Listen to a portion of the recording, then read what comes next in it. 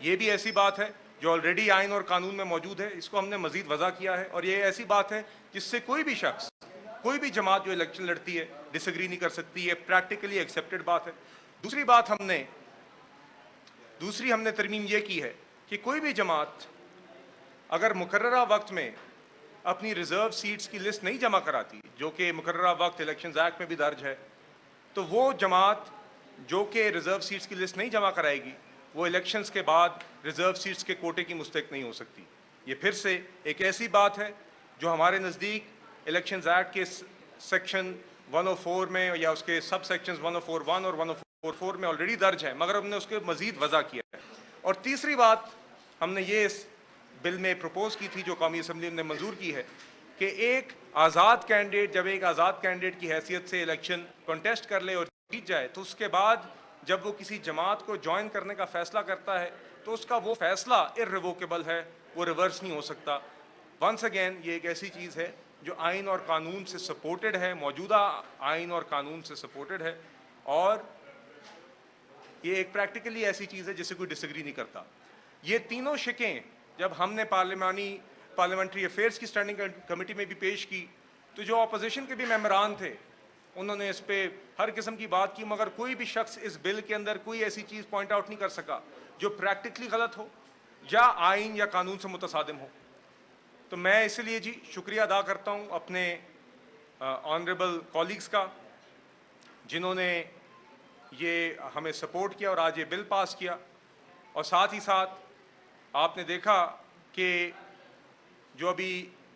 Supreme court کی reserve seats کے case کے اندر بھی ایک ججمنٹ آئی ہے جو کہ مائنورٹی ڈیٹیل ججمنٹ آئی ہے جسٹس امین الدین خان اور جسٹس نعیم اختر افغان کی، اس کے اندر بھی آپ نے دیکھا کہ جو ریزرو سیٹس کا فیصلہ ایک میجورٹی ججمنٹ سے آیا ہے، جس کو ہم بھی کہہ رہے ہیں کہ یہ ایک ایسا فیصلہ ہے جو ہم سمجھتے ہیں درست نہیں ہے۔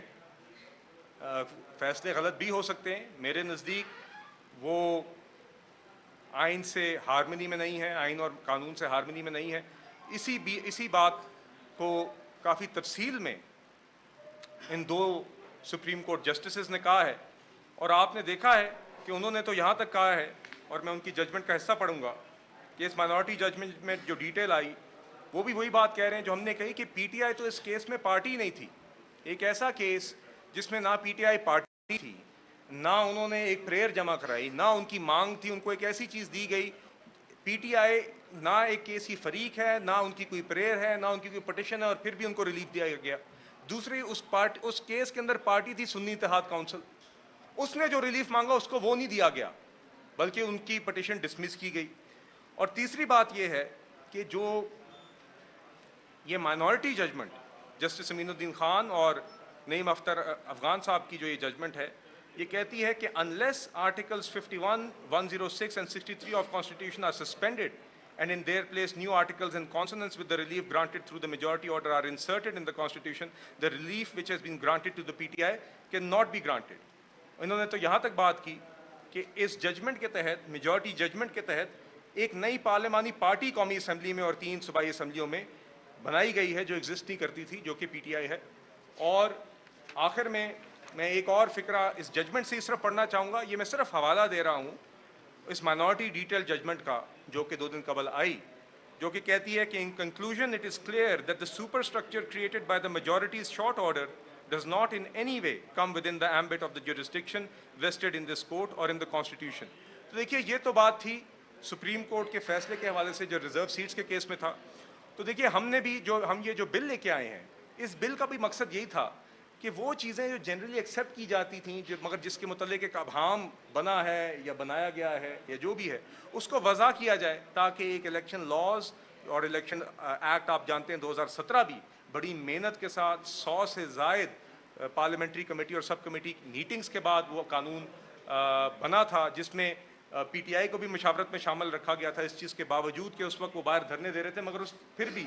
ایک جمہوری عمل میں ان کو بھی اسٹینڈنگ کمیٹی میں شامل رکھا گیا، الیکشن کمیشن کی انپٹ لی گئی، ایک بڑا مضبوط الیکشن ایکٹ بنایا گیا، اور آج اس کو مزید وضع کرنے کے لیے ایسے معاملات پہ جن کو ہم جنرلی سمجھتے ہیں کہ آئین اور قانون میں آلریڈی لسٹڈ ہیں اور جنرلی پریکٹس بھی ایکسیپٹ ہوتے تھے، مگر ریسنٹلی ان کے متعلق جو ابہام بنا ہے اس کو مزید اس میں کلیئرٹی لانے کے لیے، قانون کو مزید اسٹرانگ کرنے کے لیے، کلیئر کرنے کے لیے، مزید واضح کرنے کے لیے ہم یہ بل لائے ہیں، اور ہم مشکور ہیں اپنے کالیگز کا قومی اسمبلی میں جنہوں نے آج اس کو اکثریت کے ساتھ پاس کیا ہے، اور ہم امید کرتے ہیں انشاءاللہ کہ سینٹ آنریبل سینیٹرز بھی سینٹ میں اس بل کو کنسیڈر کریں گے، پاس کریں گے تاکہ یہ قانون بن سکے. جی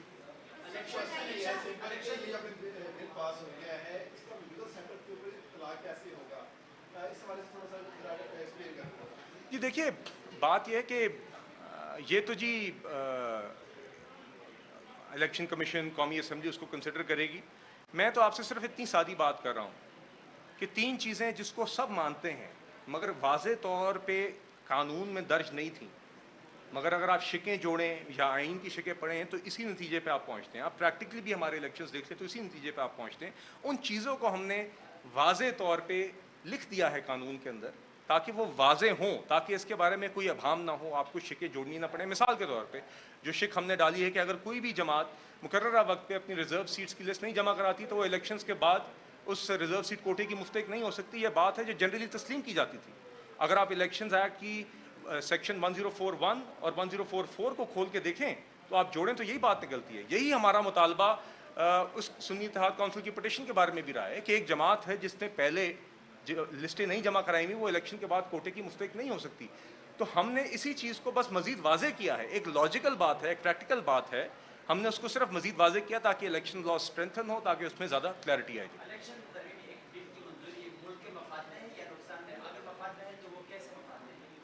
جی دیکھیے، بالکل مفاد میں تو سوال ہی پیدا نہیں ہوتا.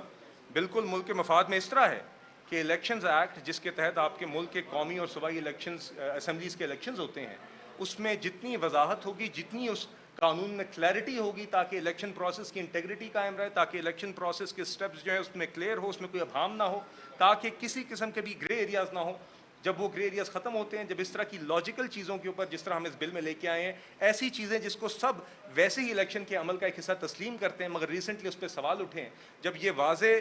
ہو جائیں گی ایکٹ کے اندر تو مزید کلیئرٹی ہوگی آپ کے الیکشن پروسیس کے اندر، جس سے آئندہ اس طرح کے کوئی ایشوز کھڑے نہیں ہوں گے جو ہمارے نزدیک ویسے ہی بھی آئین اور قانون میں درج تھے، مگر اس طرح مزید واضح ہونے سے میرے خیال سے مزید وضاحت آئے گی اور الیکشن پروسیس زیادہ اسموتھ ہوگی.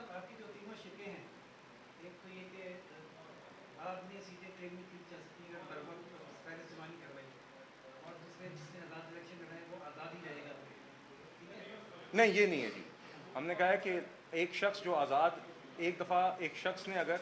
وقت پہ اپنا پارٹی سرٹیفکیٹ ریٹرننگ افسر کو نہیں جمع کرایا تو وہ آزاد کینڈیڈیٹ تصور کیا جائے گا. اور الیکشن لڑنے کے بعد اگر وہ یہ فیصلہ کرتا ہے کہ اس نے کسی جماعت کو جوائن کرنا ہے تو ایک دفعہ اس نے اس جماعت کو جوائن کر لیا تو اس کی وہ جوائننگ ارریووکیبل ہوگی، وہ ریورس نہیں ہو سکتی. یہ 2 باتیں ہیں.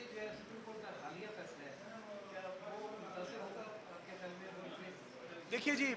دیکھیے بات یہ ہے کہ آپ نے آلریڈی دیکھ لیا ہے کہ سپریم کورٹ کے اس فیصلے کے متعلق تو سپریم کورٹ کی آنریبل 2 جسٹسز جن نے مائنارٹی پر لکھا ہے ان کی اوپینین بھی آپ کے سامنے آ گئی ہے. تو یہ تو ہم سمجھتے ہیں جی کہ میں تو ابھی سمجھتا ہوں کہ وہ ججمنٹ فلاڈ ہے اور یہ ججمنٹ فلاڈ ہو سکتی ہیں. تو میرا نہیں خیال کہ اس ججمنٹ کے اندر ویسے بھی میرا خیال سے it's not in harmony with the articles of the constitution. تو بہرحال میرا نہیں خیال وہ سیٹیں پی ٹی آئی کی بنتی ہیں جی. یہ میری رائے ہے اس ججمنٹ کے بارے میں. اور اس کے اوپر ایک آپ کے پاس مائنورٹی،